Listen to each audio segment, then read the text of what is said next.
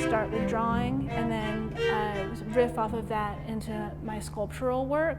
So in the show, you can see a lot of the room is rung with my two-dimensional drawings, which are of these repeated patterns that create furniture, but they also reference the body.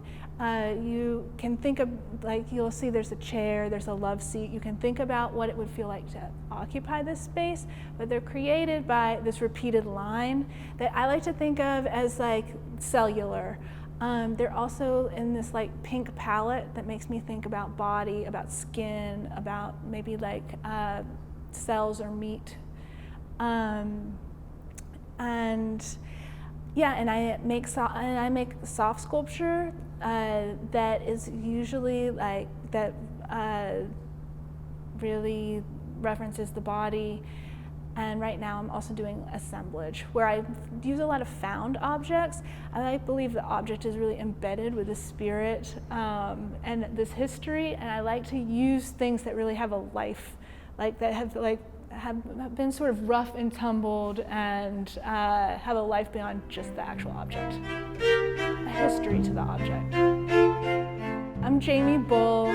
I'm so excited to be here at the Hathaway Gallery today. We're in our day of installation mode. I've just installed my brand new sculpture. It's called Le Rêve, the Dream.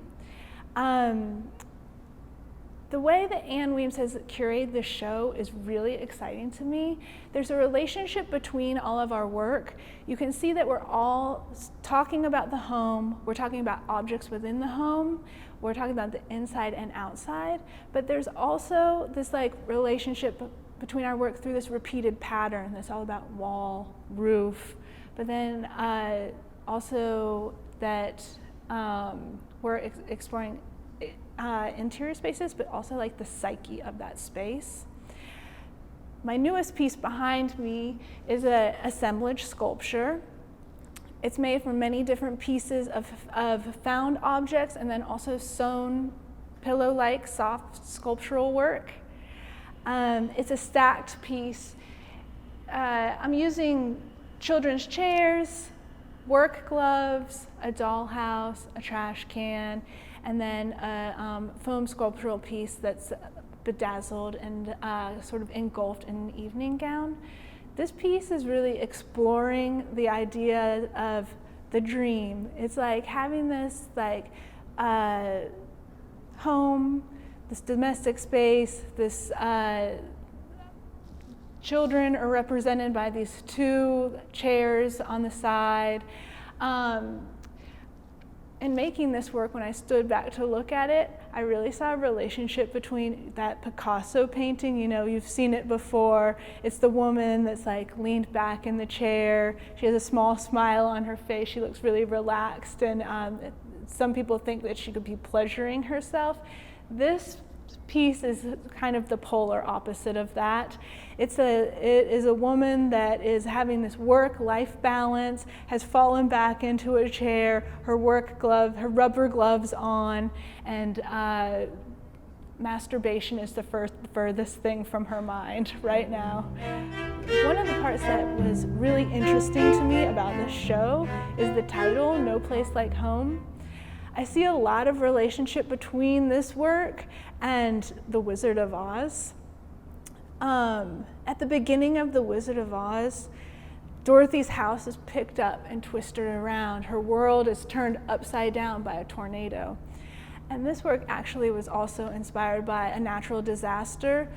My parents have a home in Cape San Blas in Florida, and I went down early last year and helped them clean up after Hurricane Michael came through the area.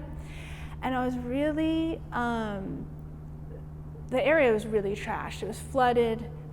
Everyone's houses from the bottom story, most of the furniture and items were ruined and really drowned, and lots of water damage. People removed all the objects and piled them up on the side of the road, pile after pile. And as you drove down the road, you were just surrounded by this wall of trash.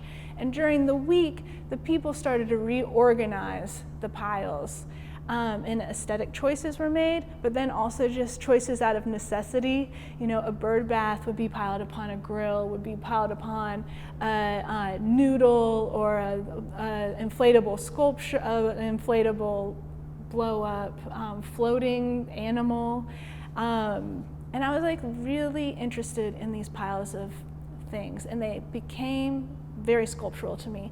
And that sort of sunk into my work, and that's what I'm doing with this sculpture. It's just taking these objects, reorganizing them and stacking them in a way so they become something else that represents